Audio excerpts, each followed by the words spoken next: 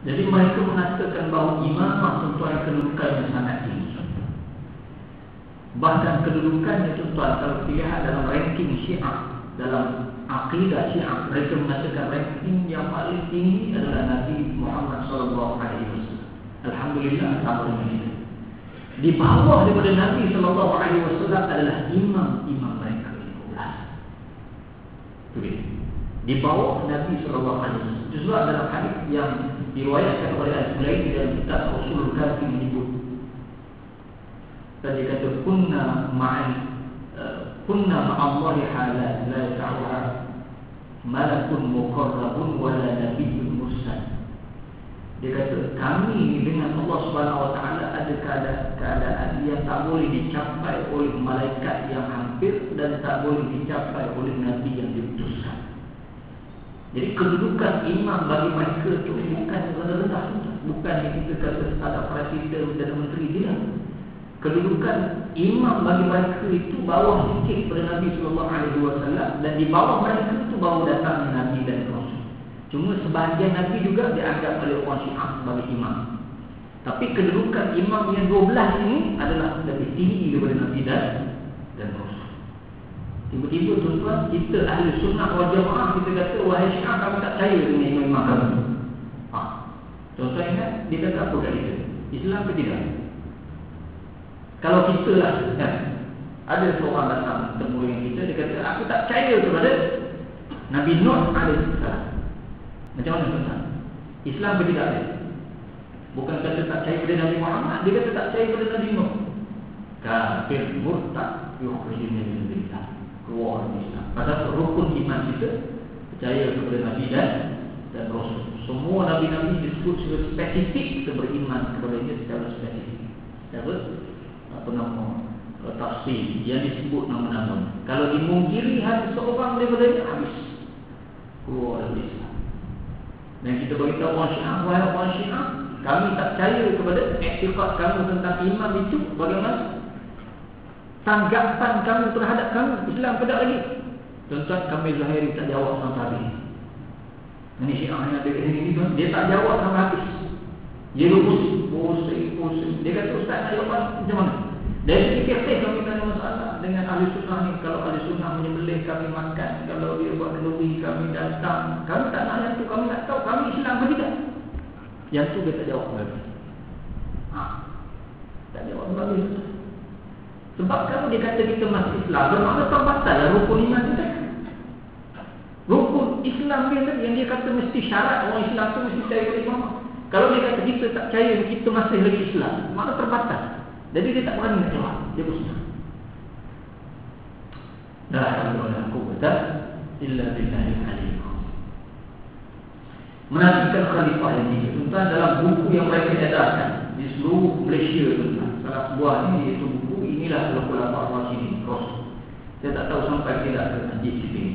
Semua buku ini kita telah haramkan. Cuma buku ini dia tidak ada siapa yang cetak, semua tak ada tuan. Dia diedarkan secara percuma dan dijual e-book, internet ada. Kita beli sebiji buku tuan-tuan, dia akan bagi yang free buku banyak. Dia semua bukan kata nak jual sangat, tapi nak menyebarkan dia ayat. Dia sebut dalam buku ini tuan-tuan, Khair Azhar pun halaman 43, dia kata penulis telah menafikan, Khair Azhar, dia telah menafikan 3 orang khalifah sambil menyebut keburukan-keburukan mereka. Antaranya penulis menuduh bahawa Sayyidina Abu Bakar As-Siddiq telah merampas hak jabatan khilafah yang sepatutnya disandang oleh Sayyidina Ali. Penulis juga menuduh Sayyidina Umar sebagai pengkhianat dan Islam kerana telah mengharamkan nikah mut'ah. Ali dah 15 tahun tuan. Pada Sayyidina Umar tu, dia kata sebagai orang yang telah mengharamkan nikah mut'ah, itu nikah kontrak tadi, tak payah saksi, tak payah wali. Janji dua-dua setuju, repot, dua-dua sepakat. Dia tanya abang ada RM20, abang kata ada RM20. Kalau abang ada RM20, imam bagi 2 jam dia. Jalan lah apa lagi. Dia lupa macam zina je. Cuma dia ada akad dia, aku nikahkan diri aku, yang perempuan kata, aku nikahkan diri aku dengan kamu untuk tempoh 2 jam dengan upahnya RM20. Aku terima nikahnya, jalan 2 jam saja lah. Tengok-tengok dalam poket ada RM10 tambah lagi. Tak ada masalah, boleh kan? Ini nikah muta.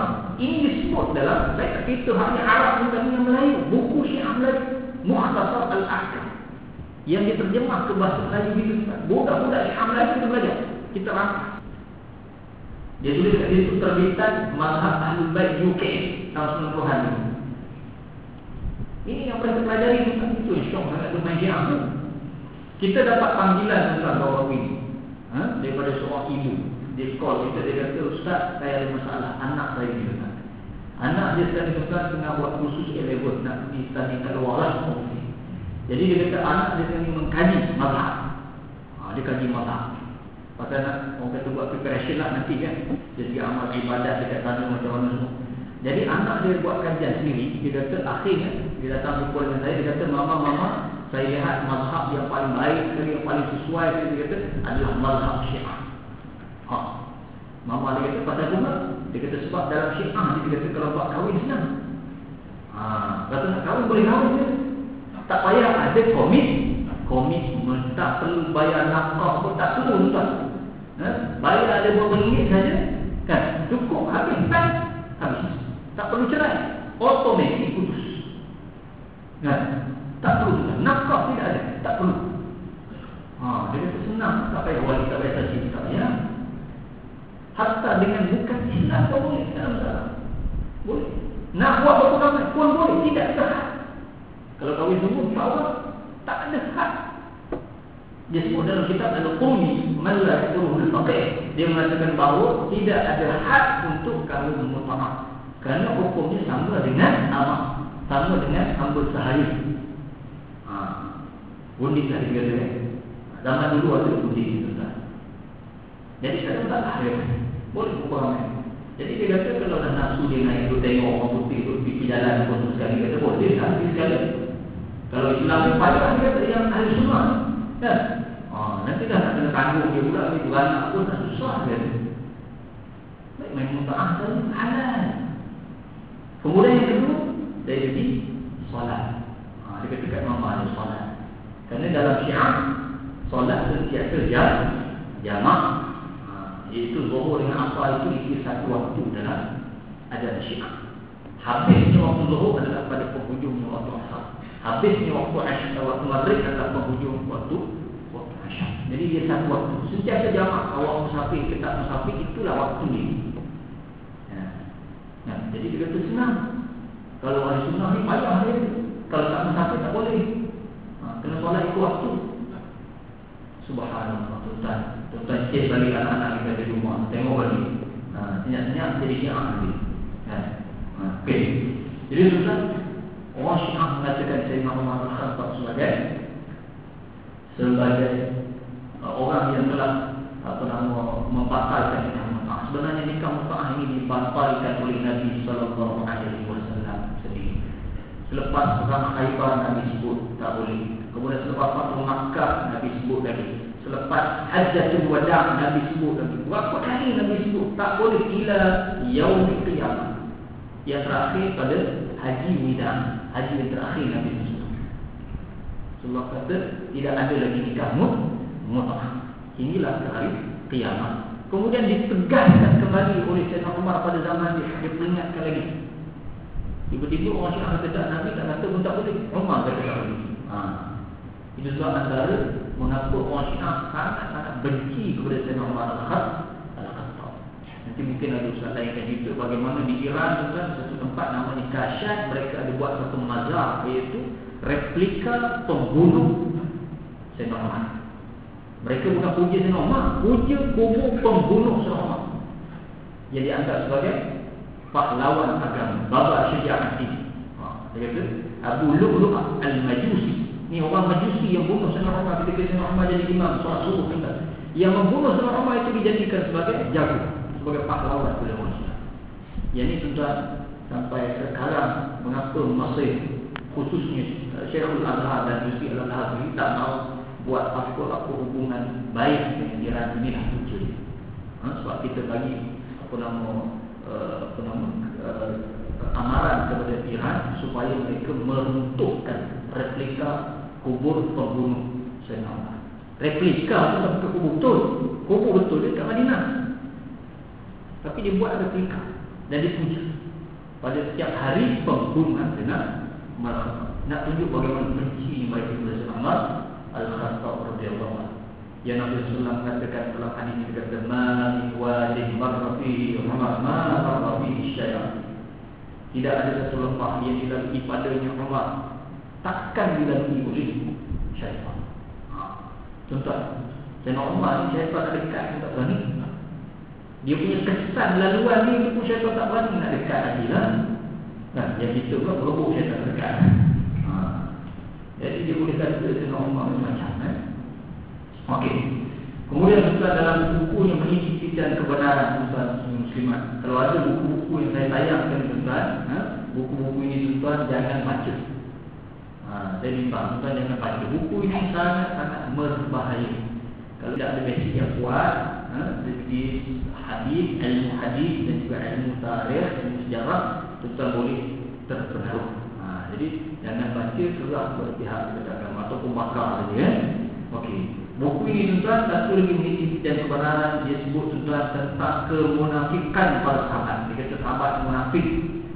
Dia bersandar kepada surah Taubah. Dia kata ada 3 alasan pertama mengapa para sahabat itu dimasukkan munafik di seluruh penduduk Madinah. Islam kedua sahabat tidak masuk ini. Kedua, tidak mungkin Allah menyindir orang bukan Islam tinggal Madinah dan orang sebut sebagai musyrikin bukan.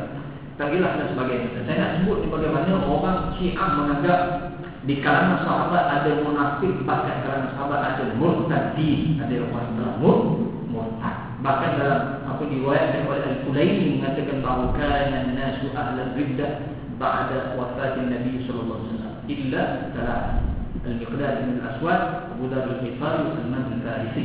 Orang Syiah mengatakan bahawa semua sahabat telah pun murtad selepas wafatan Nabi sallallahu alaihi wasallam melainkan 3 orang. Salman Al-Farisi, Abu Dzar Al-Ghifari dan Al-Miqdad bin Al-Aswad. Ini 3 orang dia tak murtad. Selain adalah beberapa orang lain. Tapi yang lain termasuklah Abu Bakar, Umar dan Uthman habis. Habis semua dianggap sebagai murtad. Okey tuan. Jadi bukan sedangkan kita tahu kedudukan sahabat itu sangat tinggi, disebut dengan dalil yang banyak dalam Al-Quran dan Sunnah Nabi SAW. Kemudian tuan mengharuskan liwat isteri. Ini kes pada tahun 2011. Seorang wanita berketurunan Sabah berpasrah di mahkamah kerana suaminya merupakan Syiah dan bertugas di rumah daerah mendesak dirinya untuk melakukan hubungan seks di luar tabi'in. Buat hubungan seks. Ini sudah 18 SKN, 18 SKN yang budak-budak ini. Buat hubungan seks mengikut jalan belakang. Bukan ikut belakang, ikut jalan belakang. Iaitu menerusi dubur, lewat saja bagi. Bagi orang Syiah hukumnya harus. Ini ada dalam fatwa yang dikeluarkan oleh Al-Humaini dalam kitabnya Tahrir Wasilah yang saya bawakan di Islam kini tadi. Ini fatwa Al-Humaini yang mengatakan bahawa harus untuk kita mewasai atau menjimat isteri kita di tubuhnya. Tuan, perbuatan ini bagi kita haram dan dilaknat oleh Allah dan Rasul sallallahu alaihi wasallam. Tapi bagi orang Syiah harus. Jadi ini kes dia tuan, sehingga membawa kepada perceraian dia dengan suami dia. Dan kes ini telah pun selesai. Cuma masalahnya suami dia ganggu isteri dia. Isteri dia minta cerai tadi bukan tak tahan sebab suami dia Syiah. Memanglah itu satu isu lah. Tetapi isunya suami dia tu ajak dengan belakang ke. Letih lah kawan ni. Jadi akhirnya dia mohon supaya diceraikan. Okay. Jadi orang perempuan jangan kahwin dengan lelaki Syiah. Hati-hati tuan, jangan tersilap pilih menantu. Okey. Kemudian pada hari Karbala tuan, mereka akan meraihkan sambutan hari Karbala pada setiap 10 Muharram. Pada hari ini tuan, orang Syiah dia tak takut. Dia telah membukakan surat kepada pengarah Jabatan Islam Selangor, buat salinan kepada Perdana Menteri Jabatan Menteri Dalam Negeri, KDN, Menteri Penerangan, Komunikasi Kebudayaan. Sebab dianggap ini sebagai satu bentuk kebudayaan. Jadi dia bagi kat Menteri Penerangan, Ketua Polis Negara, Ketua Jaga Keselamatan dia lah, Ratib Negara, pihak Suhakam, pihak United Nations Malaysia dan sebagai pihak lagi. Kandungan surat tersebut sebagai pemakluman kepada pihak kerajaan kerana hasrat mereka untuk mengadakan majlis sambutan Asyura bagi memperingati kesyahidan Imam Hussein di Karbala. Tuan-tuan tengok, dia orang ni macam mana. Dia tak ada suruh-suruh kat sini tuan.